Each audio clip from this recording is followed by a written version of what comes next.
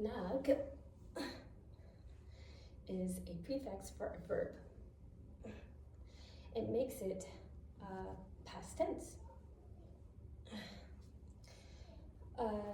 So yesterday we did nagbasa, read, nagluto, cooked, naghampang, played. Nag works when it's right next to a sun noun. So, nagbasa ako, I read.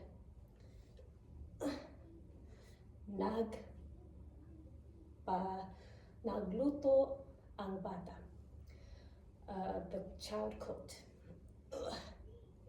Naghampang ang manok, the chicken played. If you want an object to be receiving that action, that's when you'd use sang. So, what we did yesterday, nagbasa ako sang libro.